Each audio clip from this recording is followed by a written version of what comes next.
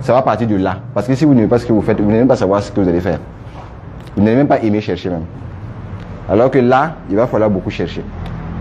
Parce qu'une idée reste une idée tant qu'elle n'est pas appliquée. Ok?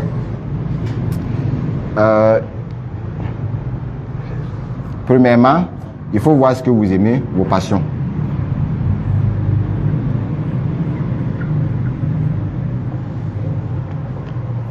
Vos passions. Moi, j'ai toujours aimé parler.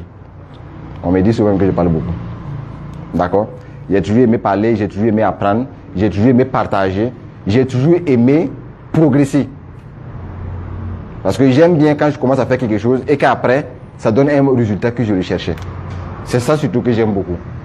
Et quand je vois des personnes spécialisées dans un domaine ou bien qui ont un don incroyable dans quelque chose, je dis waouh. Ça serait un gâchis de laisser ce mec-là partir. Ça serait vraiment un gâchis de laisser ce mec-là partir. Il faut causer avec lui pour savoir déjà ce qu'il fait là.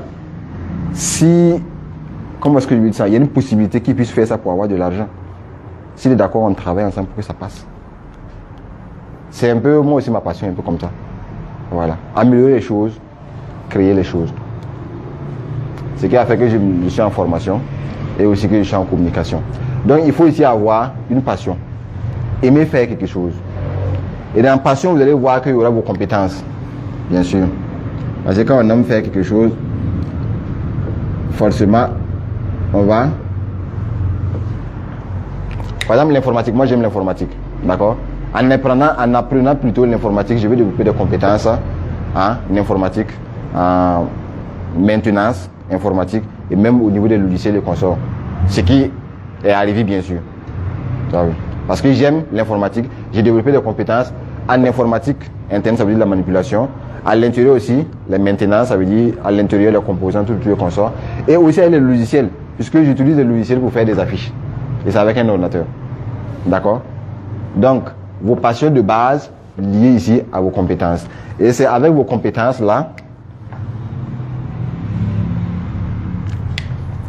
que vous pourrez analyser le marché.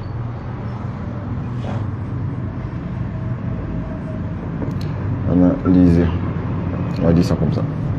Que vous pourrez analyser le marché.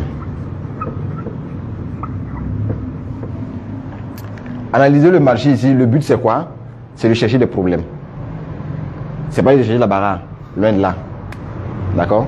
Des problèmes c'est quoi? C'est par exemple, je fais ça, ça sort plus, j'ai un problème, non? Voilà, j'ai besoin d'un autre marqueur. C'est ça que vous devez identifier en fonction de vos compétences. Par exemple, ici, j'avais pris informatique. Informatique. D'accord? J'ai des compétences en informatique. D'accord? Là, je vais analyser le marché. Et où est-ce que je vais aller? Je vais surtout commencer déjà par les personnes qui sont susceptibles d'avoir un ordinateur ou qui vont travailler dans des milieux où ils devront utiliser un ordinateur. D'accord? On a un ici, ceux qui ont déjà un ordinateur, ça veut dire eux, ils ont un PC. Ça veut dire un ordinateur, PC, un PC. Et eux là, ils vont travailler avec le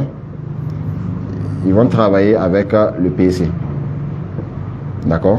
Eux, ils vont travailler avec le PC. Ceux-là, ils auront peut-être déjà une base. D'accord? Parce qu'ils sont intéressés à ça et ils ont pris et ils vont commencer à voir ce qu'ils peuvent faire. Ceux-là, ils peuvent ne même pas avoir une base. Mais forcément, comme ils doivent travailler, par exemple si c'est la secrétariat, il faut forcément qu'ils manipulent l'ordinateur. Donc qu'est-ce qui va se passer? Les deux auront besoin de formation.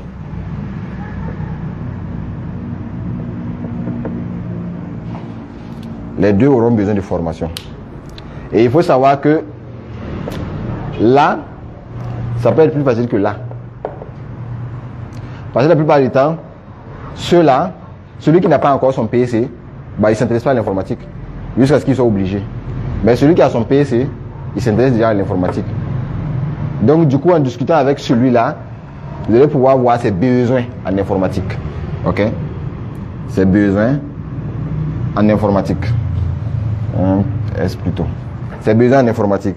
Par exemple, ses besoins en informatique, ça peut être quoi? Maîtriser Word, saisir ses documents, faire des mises en page, pouvoir imprimer. Ou plutôt aussi, s'il a peut-être une boutique, son besoin, ça peut être de vouloir apprendre à faire la comptabilité, les calculs automatiques. Il met juste des chiffres et puis ça le fait donner directement tous les résultats en même temps. D'accord? Vous identifiez ça et vous lui proposez une formation adéquate. Aussi simple que ça. Si c'est Word qui veut, vous allez discuter avec lui et l'amener à la formation Word. Si c'est Excel, aussi Excel. C'est un peu ça.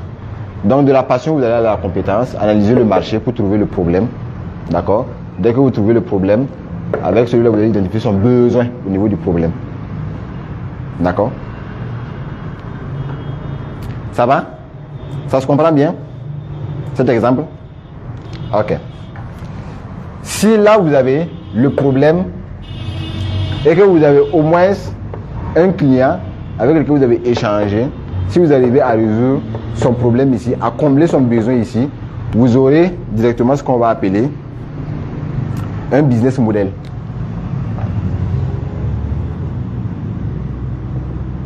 Un business model.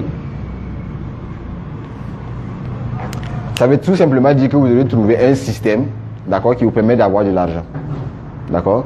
Vous avez des compétences en informatique que vous allez vendre avec une cible pour résoudre son problème et vous allez recevoir ici la valeur qui sera l'argent.